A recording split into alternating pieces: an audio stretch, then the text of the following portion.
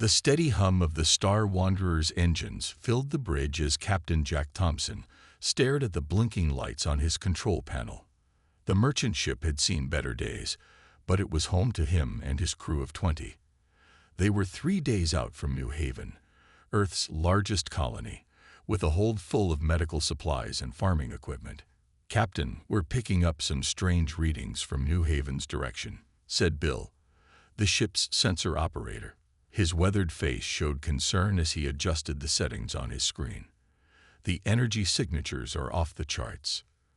Thompson walked over to Bill's station, his boots clicking against the metal floor. The readings made no sense. Massive energy spikes followed by complete silence. New Haven was home to 10 million people. It was never silent. "Send a message to Colony Control," Thompson ordered. No response came through the communication system. Just static. Maria Wells, his first officer, stepped onto the bridge.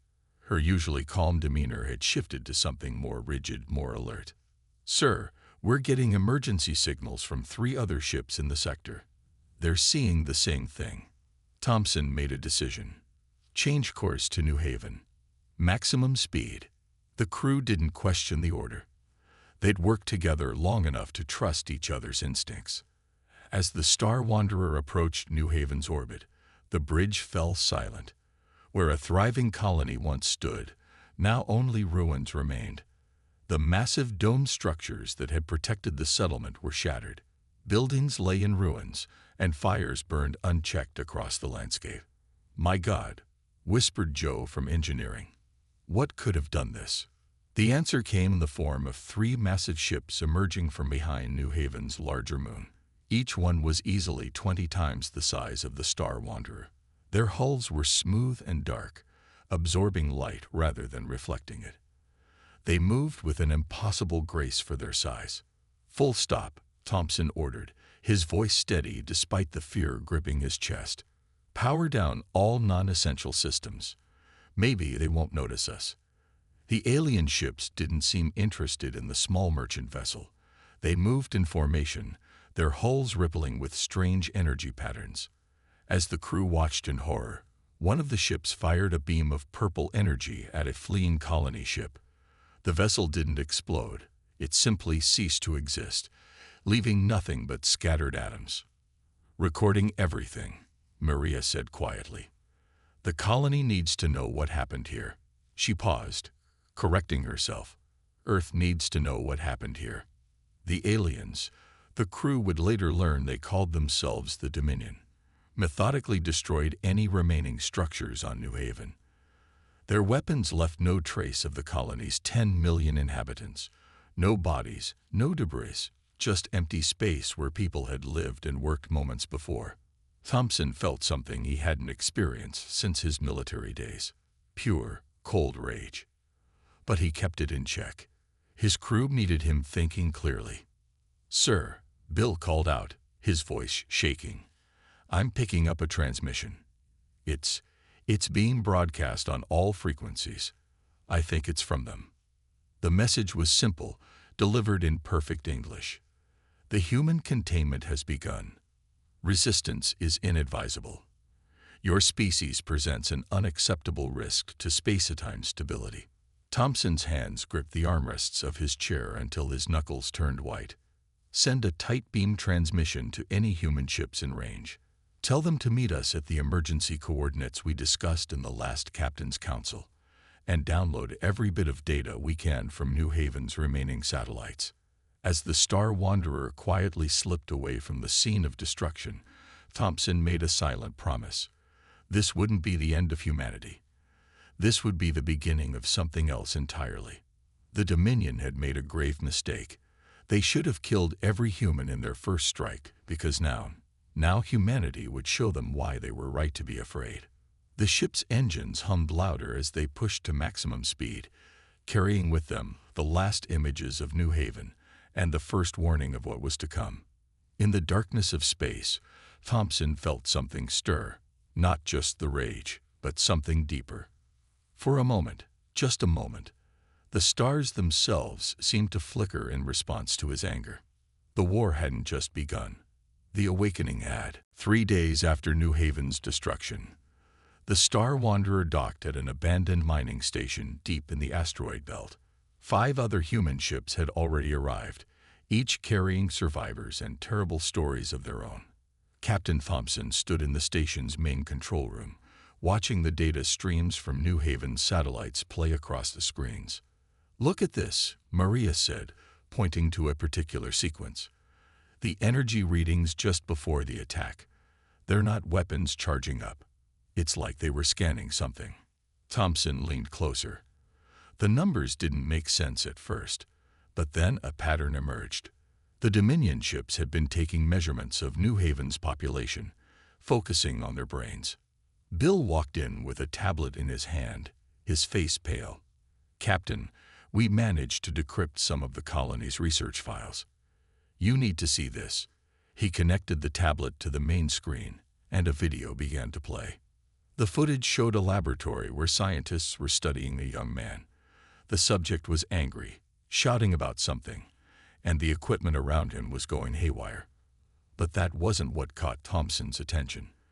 For a split second, the space around the man seemed to bend, like heat waves rising from hot pavement. "There's more," Bill said, pulling up another file. The colony science team had been studying these anomalies for months. They called it the rage effect. When humans experience extreme emotions, especially anger, they create tiny distortions in space-time itself. Maria's eyes widened. "That's why the Dominion attacked. They're afraid of us." Thompson remembered the moment on his ship when the stars had flickered in response to his anger. He hadn't imagined it after all. More ships arrived at the station over the next few hours. Each one brought more pieces to the puzzle. The Dominion hadn't just attacked New Haven. They were systematically destroying every major human settlement they could find. But smaller outposts and ships were being left alone, as if they weren't worth the effort. In the station's mess hall, Thompson met with the other captains. Maps showed the spread of destruction, but they also showed something else, a pattern. The Dominion was attacking the largest populations first, places where humans were most concentrated. "They're trying to keep us scattered," Thompson said, standing over the map. "They don't want too many of us in one place." He played the laboratory video again. "Because when enough humans feel strong emotions together, we affect reality itself," finished Captain Reed from the cargo ship Northern Light. "But how is that even possible?" An old man stepped forward from the crowd. His white coat marked him as one of the surviving scientists from New Haven. "Because human consciousness is different," he said. "I'm Dr. Wilson, and I was part of the research team studying the phenomenon. Our brains don't just observe reality. They interact with it on a quantum level. Every living thing does this to some degree, but humans." He paused, looking around the room. "Humans do it more strongly than any species we've encountered." Thompson thought about the Dominion's message. "Your species presents an unacceptable risk to space-time stability." Now it made sense. They weren't just afraid of human weapons or human expansion. They were afraid of human potential. Maria brought up another set of readings on the main screen. "Look at these energy patterns from the Dominion ships. Their technology seems to work by making precise adjustments to space-time. Our emotional outbursts must interfere with their systems. So when we rage," Thompson started, "the universe itself shudders," Dr. Wilson finished, "and their technology fails." The room fell silent as the implications sank in. Humanity wasn't helpless. They had a power the Dominion feared, even if they didn't fully understand it yet. But they would need to learn fast. More distress calls were coming in every hour. Thompson looked at the assembled crews, seeing the same mix of fear and determination in their eyes that he felt in his heart. "We need to spread the word to every human ship and settlement we can reach, and we need to figure out how to use this ability before the Dominion finds us." As if in response to his words, the lights in the room flickered slightly. No one had touched the power controls. Every person there felt it. The first conscious ripple of humanity's awakening power. They weren't just fighting for survival anymore. They were fighting to become something new, something the universe had never seen before. The discovery was made. Now the real work would begin. Word spread quickly through the surviving human ships. Within a week, the abandoned mining station had become a crowded hub of activity. 37 vessels of various sizes had arrived, carrying nearly 10,000 survivors. The station's corridors, designed for a few hundred miners, now bustled with desperate but determined people. Thompson watched from the observation deck as another ship docked. This one was different. An old research vessel called the Mercury, its hull scarred from a close encounter with a Dominion patrol. The ship had barely escaped, but it carried something valuable, more data about humanity's strange power. Dr. Wilson met Thompson at the airlock as the Mercury's crew came aboard. "Captain, they found something in the outer colonies, something that changes everything we thought we knew." In the station's makeshift command center, the Mercury's captain played a recording. The footage showed a small farming colony under attack by a Dominion scout ship. As the aliens opened fire on the settlement, something unexpected happened. The colonists, instead of running, gathered together. Their fear and anger manifested as a visible distortion in the air, like ripples in a pond. The Dominion ship's weapons malfunctioned, its energy beams bending away from their targets.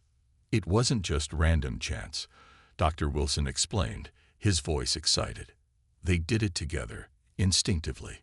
When humans unite in strong emotion, the effect grows exponentially. Maria studied the readings from the incident.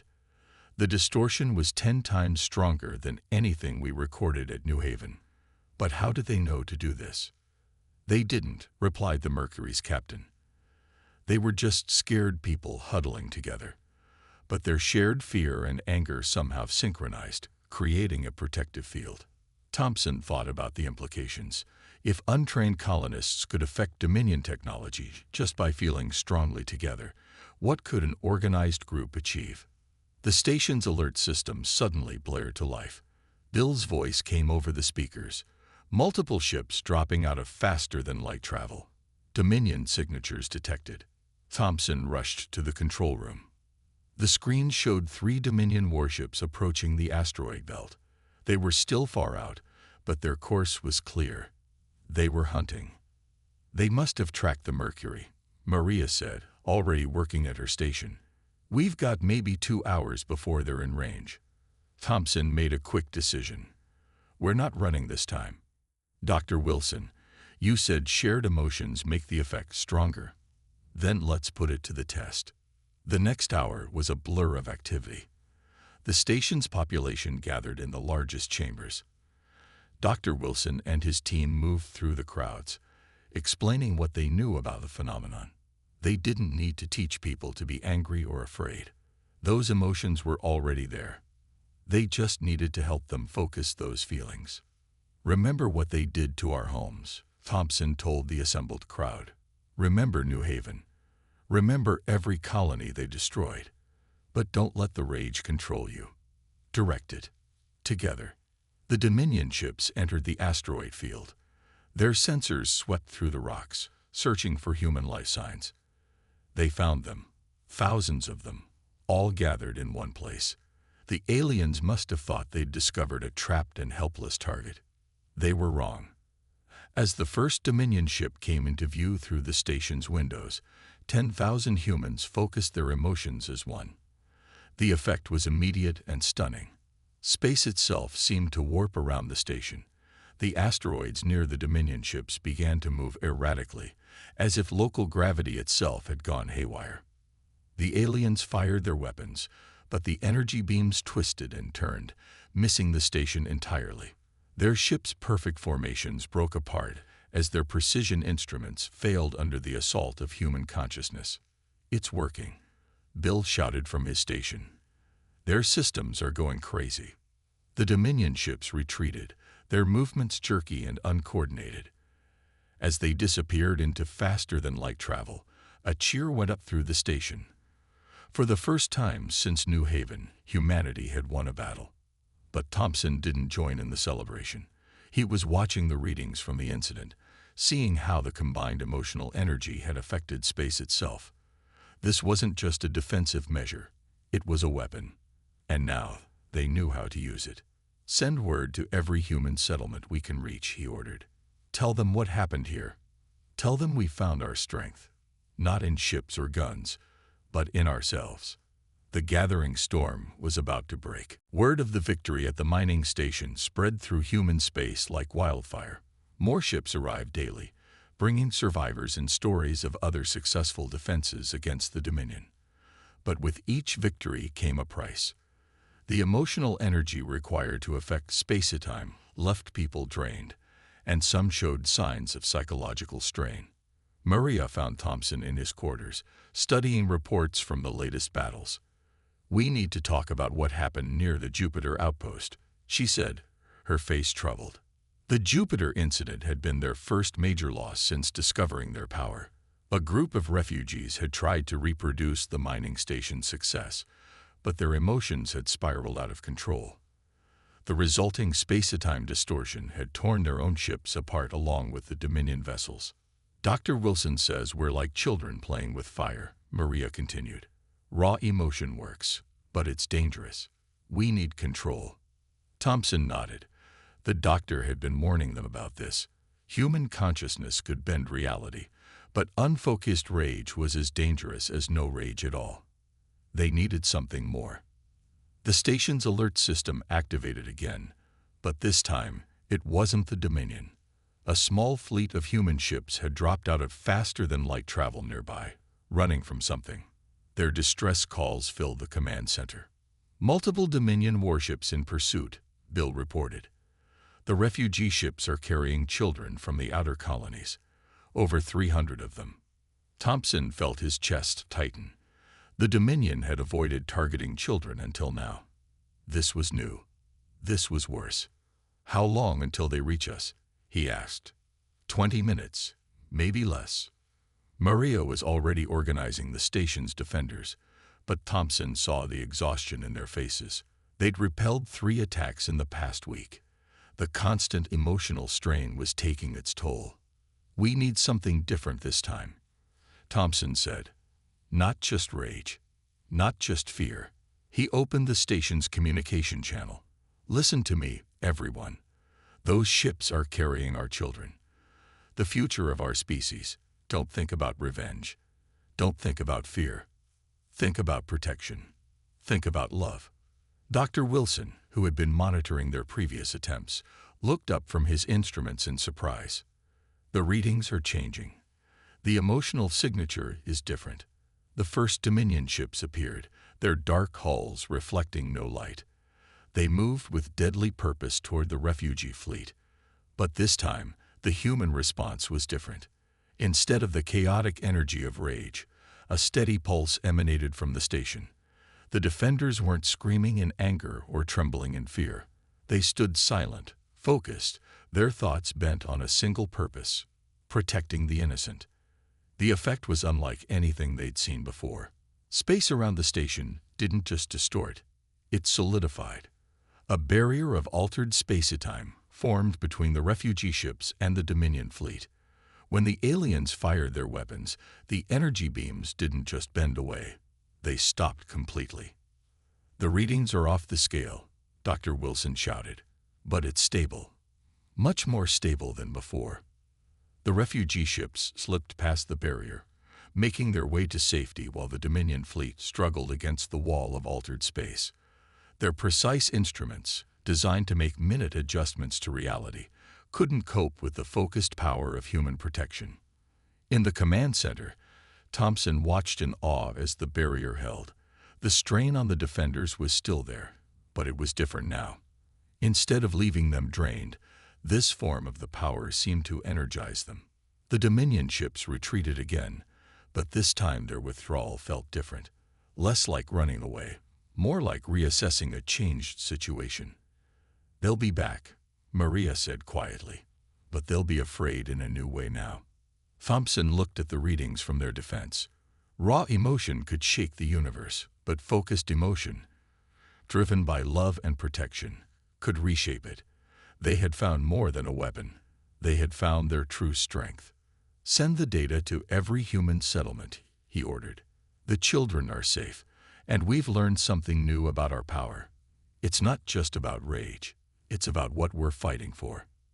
As the refugee ships docked with the station, bringing their precious cargo to safety, Thompson realized they had crossed a threshold. The Dominion had tried to destroy humanity because they feared what humans might become. Now they would learn what humans already were. A month after the refugee rescue, the mining station had transformed. What started as a hiding place had become a fortress and training center.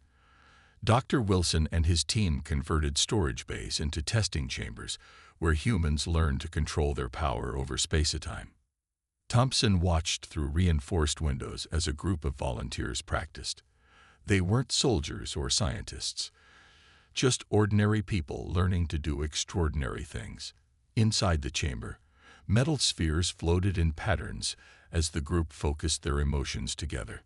"The control is improving," Dr. Wilson said, making notes on his tablet. "They can hold the effect steady for almost an hour now.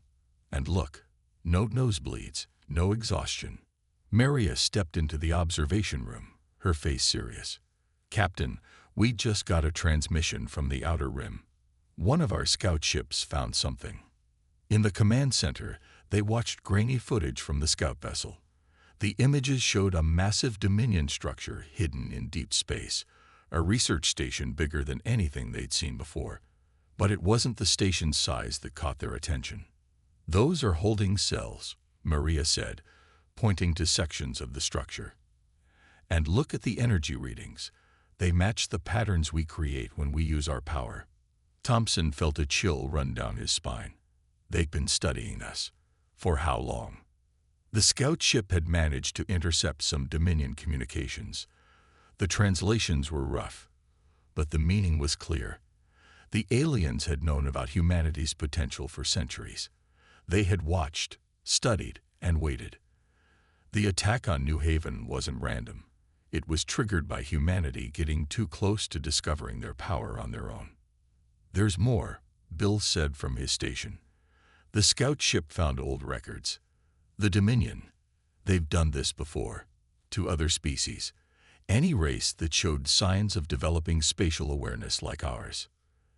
They wiped them out," Thompson finished. "We're not the first, but we might be the first to fight back." Dr. Wilson studied the station's design.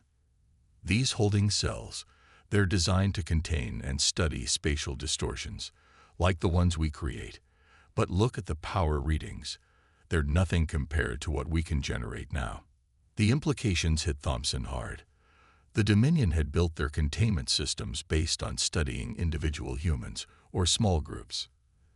They weren't prepared for the combined power of thousands working together, and they certainly weren't ready for humans who could control that power. A plan began to form. The mining station now held over 20,000 people, all learning to harness their abilities. But more importantly, they were learning to work together, to blend their emotions into something controlled and powerful. "If we hit that research station," Thompson said slowly, "we'll not only free any captives they have, but we'll also destroy their main facility for studying us. They'll lose centuries of research." Maria nodded.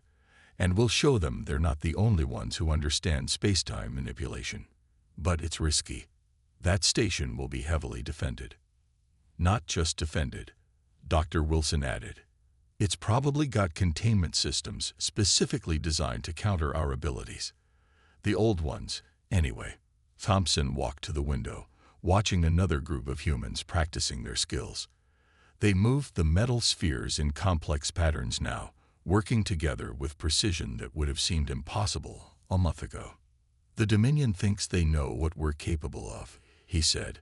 "They built their defenses based on studying us like lab rats. Individual subjects. Scared, angry, confused humans. But they've never faced us united. Never seen what we can do when we combine rage and love, fear and hope." The command center fell quiet as everyone considered the implications. This wouldn't be like their previous encounters.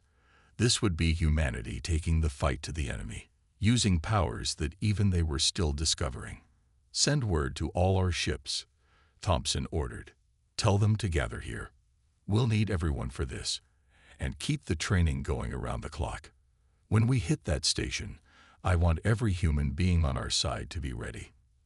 As if in response to his words, the metal spheres in the practice chamber began to spin faster, their movements perfectly synchronized. Humanity had learned to control their power.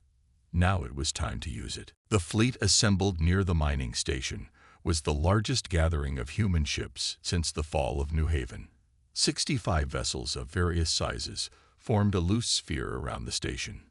Inside each ship, crews trained constantly, practicing the techniques they would need for the coming battle. Thompson stood on the Star Wanderer's bridge, watching the final preparations. The ship had changed in the past months. The cargo holds now contained makeshift training chambers instead of trade goods. The crew had changed too. Their movements were more precise, their emotions more controlled. "Last group is ready," Maria reported. She looked tired but focused. Like everyone else, she'd spent countless hours practicing the new techniques. Dr. Wilson says the synchronization levels are higher than he's ever seen. The plan was dangerous but simple. They would jump into space near the Dominion Research Station, using their combined power to create a massive distortion field. The field would not only protect them from the station's weapons, but also disrupt its containment systems. Any humans being held prisoner would be freed, and centuries of Dominion research would be destroyed. "All ships report ready," Bill said from his station. "Jump coordinates are set." Thompson opened a channel to the fleet. "Everyone knows their part. Remember your training. Remember what we learned. Rage gives us strength, but control gives us victory. Together, we're about to show the Dominion exactly what humanity can do." The fleet jumped together, their faster-than-light drives synchronized. They emerged from jump space directly in front of the Dominion Research Station. The structure was even more massive up close, a dark fortress floating in space, its surface covered in weapon arrays and sensor dishes. Alarms blared across the human fleet as the station's defenses activated. Energy beams lanced out from dozens of weapon ports. But they were ready. "Now," Thompson ordered. Across the fleet, thousands of humans focused their power together. They didn't fight as individuals anymore. They fought as one mind, one purpose. The space around the human ships began to change. Light bent strangely, and sensor readings became confused. The Dominion's weapons hit the distortion field and scattered harmlessly. Their precise instruments, designed to make tiny adjustments to space-time, couldn't cope with the massive changes humans were creating. "Station's defenses are responding," Maria reported. "They're trying to generate their own spatial distortions to counter ours." Thompson felt the pressure as the Dominion's technology fought against human willpower. The aliens had centuries of research and advanced technology, but humans had something more powerful: the ability to feel, to adapt, to grow stronger under pressure. "Second phase," Thompson ordered. "Everyone together." The human fleet began to move in perfect formation. As they got closer to the station, their combined field grew stronger. The Dominion's countermeasures began to fail. Their carefully calculated spatial manipulations crumbled in the face of raw human potential. "We're detecting life signs in the containment areas," Bill shouted. "Human life signs. The prisoners are breaking free." The station's structure began to show signs of stress. Panels buckled as conflicting spatial distortions tore at its frame. Lightning-like energy discharges crawled across its surface as its power systems overloaded. "All ships, hold position," Thompson commanded. "Focus on the center section. That's where their main research data is stored. We end this today." The combined human consciousness pressed against the station like a tide of pure force. Metal screamed and energy fields collapsed. The Dominion's centuries of careful study into human potential were being undone by that very potential, now fully awakened. Escape pods began launching from the station as its crew abandoned their posts. The humans maintained their focus, their combined field now visible to the naked eye, a shimmering bubble of altered space that encompassed their entire fleet. The station's central section crumpled inward, decades of research and cruel experiments disappearing into a vortex of twisted space-time. As the structure began to break apart, Thompson gave the order to pull back. The human fleet retreated in perfect formation, maintaining their protective field until they were safely away from the destruction. Behind them, the Dominion's mighty research station collapsed in on itself, becoming nothing more than scattered debris. "Send word to the mining station," Thompson ordered. "Tell them the Dominion's research is destroyed. Their prisoners are free. And humanity has shown them exactly what we can do when we stand together." The battle was won, but Thompson knew this was only the beginning. The Dominion would respond with everything they had now. The real war was about to begin. The Dominion's response came 3 days later. Their main fleet, over 200 warships, emerged from faster-than-light travel at the edge of the solar system. This wasn't a raiding party or a research team. This was an extinction force.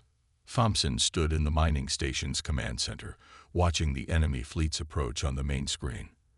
The rescued prisoners from the research station had brought valuable information.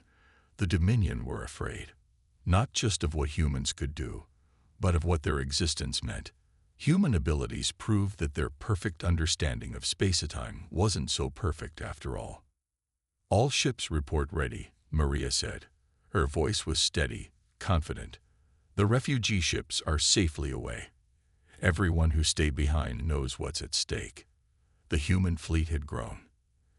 87 ships now surrounded the mining station, carrying the best-trained spatial manipulators humanity had to offer. They had spent the last 3 days practicing one final technique, something the Dominion would never expect. "Open a channel to the enemy fleet," Thompson ordered. The Dominion commander's image appeared on the screen. The alien's smooth, dark face showed no emotion, but its voice carried a hint of what might have been fear. "Your species will be eliminated. The stability of space itself demands it." Thompson smiled. "You still don't understand what we are, what we can become, but you're about to learn." He gave the signal. Across the human fleet, thousands of minds joined together. But this time, they weren't creating a defensive field or an attacking force. They were doing something much bigger. "All ships, initiate the awakening," Thompson commanded. The power began to build, not in one place, but everywhere at once. Every human in the fleet focused on a single thought, a single emotion, the pure desire to protect and preserve life itself. Their consciousness expanded, touching the fabric of space around them. The Dominion fleet opened fire. Energy beams and spatial distortion weapons shot toward the human positions. But something strange happened. The attacks didn't just miss or scatter. They ceased to exist halfway to their targets. "It's working," Dr. Wilson shouted from his station. "The field is expanding exponentially." Space itself was changing. The humans weren't fighting the Dominion's control of space-time anymore. They were rewriting the rules. Their combined consciousness created a new kind of space, one that responded to emotion and intention rather than cold physics. The Dominion ships began to falter. Their precise instruments couldn't function in this new reality. Their weapons, based on careful manipulation of spatial laws, became useless. Some ships tried to retreat into faster-than-light travel, but even that wasn't working properly. "They're trapped," Maria reported. "Their technology can't operate in the space we've created." Thompson opened the channel again. "This is your only warning. Leave this sector. Leave humanity alone. We don't want to destroy you, but we will if we must." The Dominion commander's image flickered on the screen. For the first time, real emotion showed on the alien's face. Pure astonishment. "What? What have you done to space itself?" "We've awakened it," Thompson replied. "Made it aware. Your science treats space like a dead thing to be manipulated. We've shown it can be more. It can feel. It can respond. It can live." The Dominion fleet hung helpless in the transformed space. Their mighty warships, built on thousands of years of scientific advancement, were powerless against this new reality that humans had created. Slowly, the Dominion ships began to retreat, using minimal power to drift away from the human fleet. They didn't understand what had happened here, but they understood one thing: humanity had surpassed them. As the last enemy ship disappeared into the distance, cheers erupted across the human fleet. They had done more than win a battle.